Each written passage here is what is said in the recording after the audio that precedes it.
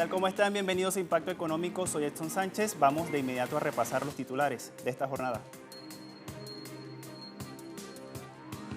En medio de la pandemia por el COVID-19, el gobierno de Argentina puso en marcha medidas para proteger los ingresos de las familias de este país. Este 1 de mayo, Día Internacional de los Trabajadores, queremos ofrecerles detalles sobre las medidas que han adoptado los gobiernos, los reclamos de la clase obrera y la afectación del trabajo debido a la pandemia del COVID-19. Y el gobierno de España prevé que la economía de este país registre una notable caída este año debido al COVID-19. Todo esto sin contar un alza del empleo y el déficit fiscal. En Economía 360 le contamos los detalles.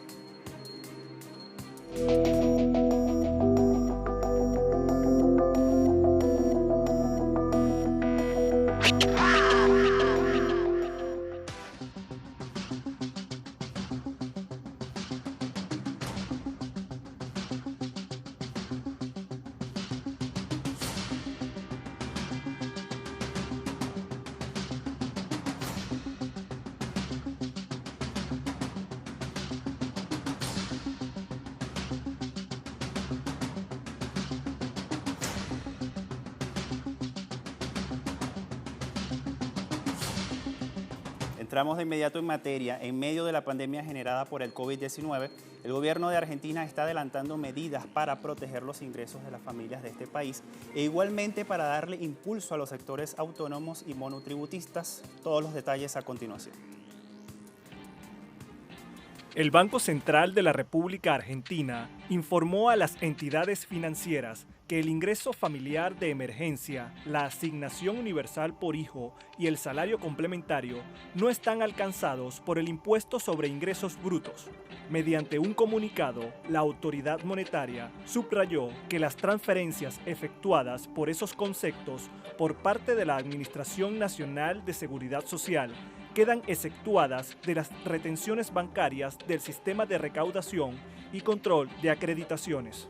También quedarán excluidos de la misma retención los créditos a tasa cero, el sector de los trabajadores conformados por monotributistas y autónomos. Este sector, para acceder al crédito, debe ingresar al portal web de la Administración Federal de Ingresos Públicos e informar el monto total pretendido. Al finalizar la carga de la información requerida, los datos serán remitidos al Banco Central para su verificación. El Centro Estratégico Latinoamericano de Geopolítica, en un informe, está alertando sobre la situación y evolución reciente del mercado de bonos en 7 países latinoamericanos puntualmente, que han sido afectados negativamente como consecuencia de la pandemia a lo largo de los 2 primeros meses de este mismo año. Al respecto, hay un tuit, lo hace Alfredo Serrano Mancilla. Dice lo siguiente: atención, fenómeno importante en marcha en América Latina. Bonos de deuda pierden mucho valor en año 2020. Y cuidado, hay que hacer algo para evitar que vengan fondos buitres a comprarlos.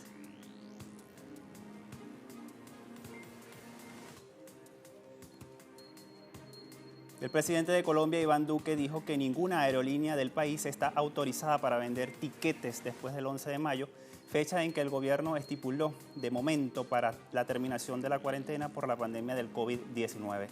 Duque dijo que únicamente el gobierno nacional puede determinar en qué momento se retomará el tráfico aéreo.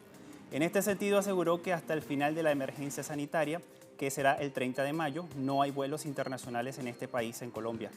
En cuanto a los vuelos nacionales, el mandatario colombiano recordó que durante la vigencia de la emergencia por el coronavirus no se va a restablecer el transporte aéreo nacional. Las declaraciones de Duque se producen después de que la aerolínea Avianca abrió este jueves la opción en su página web de comprar tiquetes para vuelos nacionales a partir del 11 de mayo.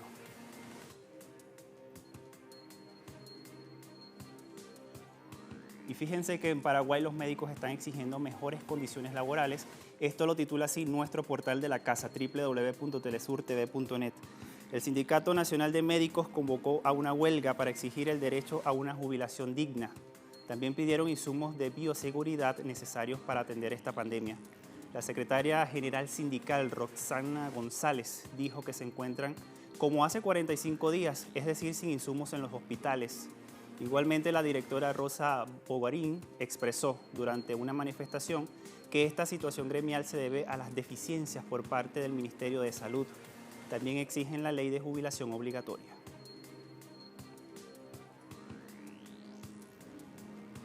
El gobierno de Irán rechazó las intenciones de Estados Unidos de boicotear los esfuerzos de Venezuela para recuperar su industria petrolera. El portavoz del Ministerio de Relaciones Exteriores iraní, Abbas Mousavi, señaló que las afirmaciones de Elliot Abrams sobre las formas de cooperación entre Irán y Venezuela carecen de fundamento y buscan crear obstáculos en los planes de Caracas en materia energética en medio de las crueles sanciones estadounidenses, así como interferir en las relaciones comerciales entre las dos naciones. Las sanciones impuestas por el gobierno de Washington a Venezuela fueron orientadas a sofocar las exportaciones de petróleo de este país suramericano tras la reelección del presidente Maduro en el año 2018. ¿Cómo avanzó el Día del Trabajador en medio de la pandemia del coronavirus? Lo vamos a estar revisando al regreso de esta primera pausa.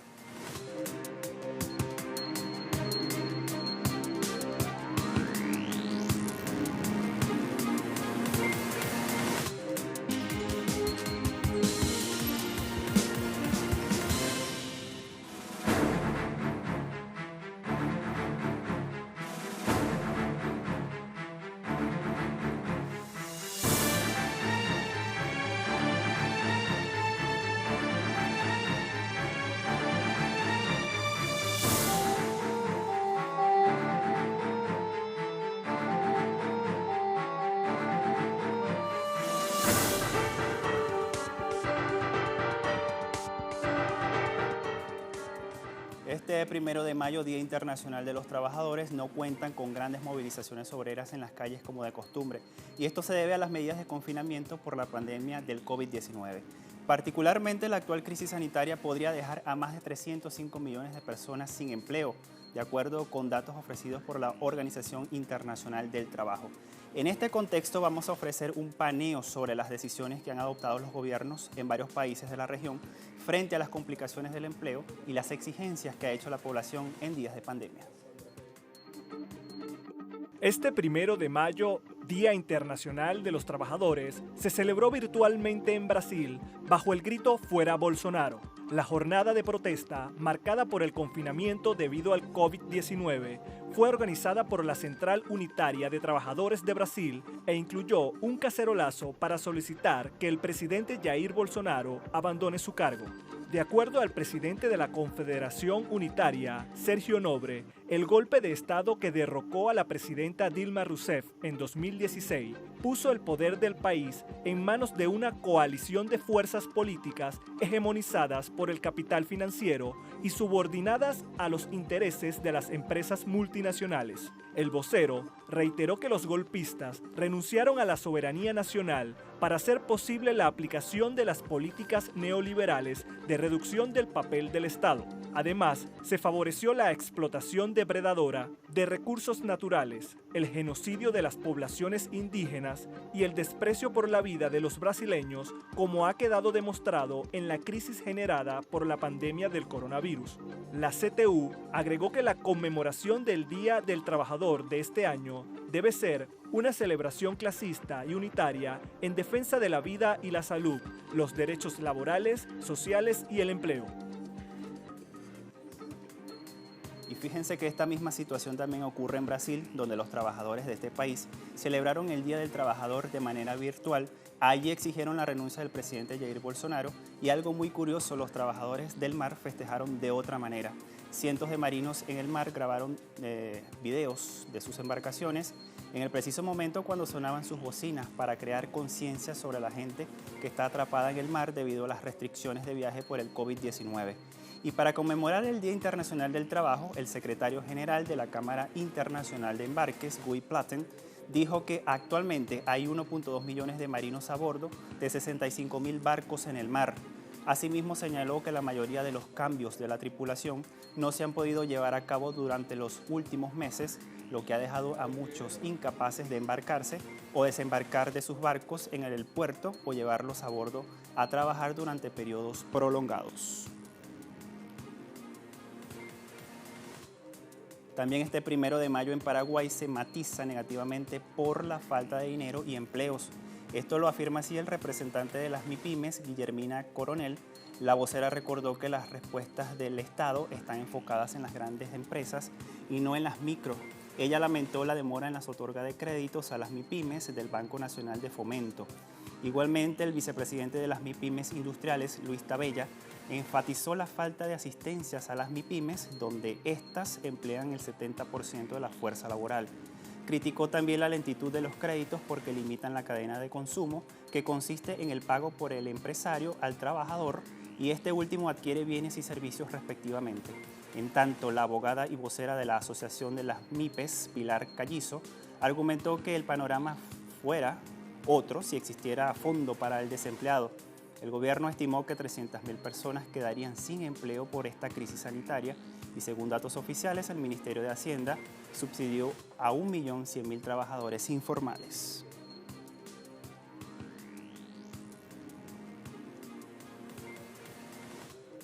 Las calles de Beirut, esto es en el Líbano, también fueron testigos de las protestas en este día por la caída económica que viven durante estos días de pandemia. Cientos de manifestantes marcharon coreando consignas ante la situación que atraviesa este país. Desde hace días, los libaneses están exigiendo al gobierno una respuesta a la crisis económica, la peor desde la guerra civil del 75, ahora agravada por un bloqueo nacional en un intento por detener la propagación del coronavirus. La devaluación monetaria que llevó a la libra libanesa de 1.500 a 4.000 unidades por dólar estadounidense ha generado una rápida inflación que también afecta a la ciudadanía, particularmente en Trípoli, ya que más de la mitad de esta población vivía por debajo del umbral de la pobreza. Y también en Venezuela, a propósito de este Día del Trabajador, líderes de la clase obrera mundial y nacional manifestaron su respaldo y agradecimiento al presidente de esta República Bolivariana de Venezuela, Nicolás Maduro, por la lucha social. El mandatario venezolano realizó una videoconferencia vía streaming desde Caracas y ofreció reflexiones del momento histórico que vive la humanidad con la presencia del COVID-19, así como los desafíos que surgen de una nueva lucha donde los gobiernos neoliberales favorecen a las grandes capitales.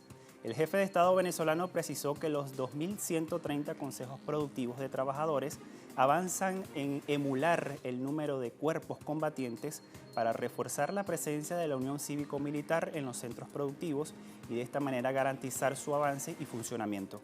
Igualmente anunció un plan especial de repatriación de venezolanos que desean regresar a este país suramericano ante el hambre, el abandono, la xenofobia y la exclusión de la que son víctimas en el extranjero, luego de que los países del Grupo de Lima se negaran a recibir los aviones de la aerolínea venezolana Conviasa.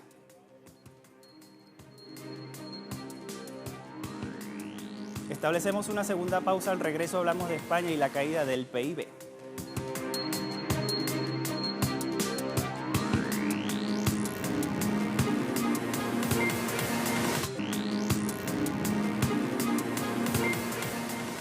El gobierno de España anunció que el PIB se contraerá un 9.2% este mismo año debido a la crisis económica ocasionada por el COVID-19. Asimismo, el desempleo alcanzará un 19% frente al 13.8% de 2019 y el déficit público llegará a un 10.34% del PIB. En este sentido, el gobierno envió un plan de estabilidad a la Unión Europea donde prevén que el PIB retrocederá 9.2% en contraste al 2% del año pasado. La ministra de Economía, Nadia Calviño, afirmó que el coronavirus puso fin al ciclo positivo de crecimiento desde el año 2014 y dijo que el estricto confinamiento como medida para mitigar la COVID-19 desde el pasado 14 de marzo generó una hibernación económica temporal muy significativa. Entre tanto, la ministra de Hacienda, María Montero, alertó sobre el efecto devastador que tendrá la gestión de la pandemia en las cuentas públicas, así también como una baja en los ingresos y una considerable alza en los gastos. Montero agregó que será el mayor déficit desde el año 2012. Entre tanto, España es el cuarto país con más casos de COVID-19, con casi 25.000 fallecidos después de los Estados Unidos, Italia y Reino Unido.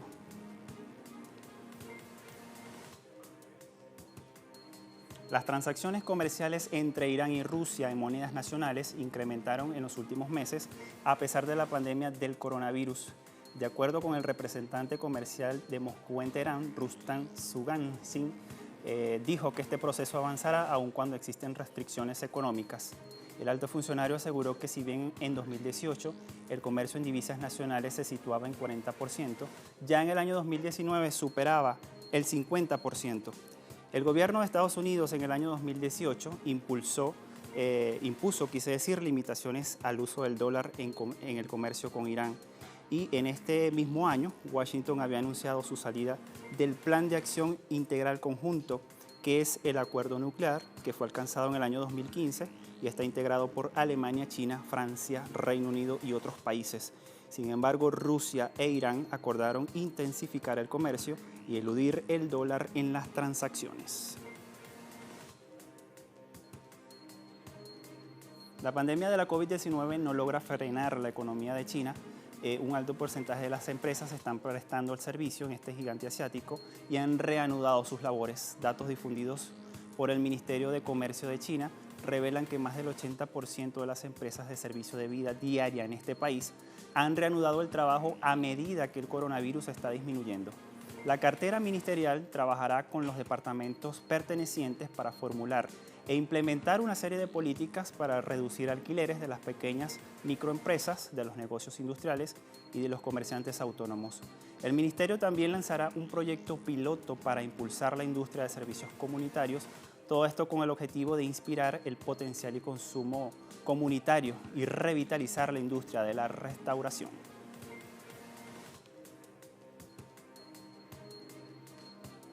Mientras el coronavirus no logra hacer estragos en la economía china, la actividad manufacturera en los Estados Unidos se desploma en el cuarto mes de este año por la pandemia del COVID-19. Una encuesta de actividad industrial del Instituto para la Gestión de Suministro ISM revela que la producción manufacturera de los Estados Unidos disminuyó en 20.2 puntos a 27.5% en el mes pasado. Tal resultado significa el nivel más bajo desde que comenzó la encuesta en enero de 1948. El índice de nuevos pedidos cayó 15.1 puntos a 27.1%, su mayor descenso en un mes desde abril de 1955. Los únicos sectores que tuvieron un buen desempeño en abril fueron los productos de papel y alimentos, bebidas y tabaco, que reportaron crecimiento en los nuevos pedidos.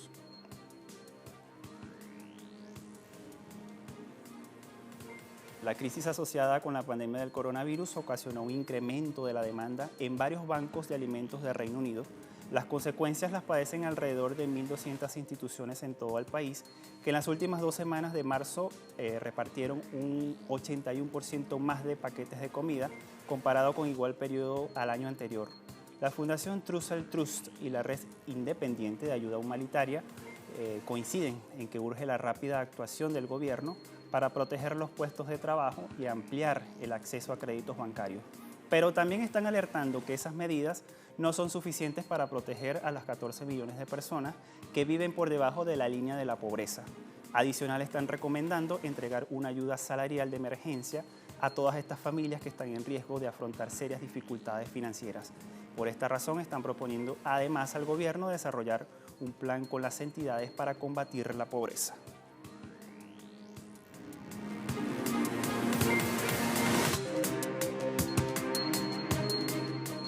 Repasamos de inmediato los indicadores petroleros al cierre de la jornada de este viernes.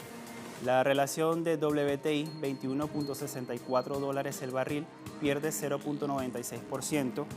Brent de referencia en Europa, 26.36 dólares el barril, tiene una baja de 0.45%. Y sumamos la cesta venezolana, 68.35 yuanes y tiene una baja de 2.27 yuanes al cierre de esta semana. Con estos indicadores ponemos punto final a esta emisión de Impacto Económico. La invitación para que sigan nuestras redes sociales.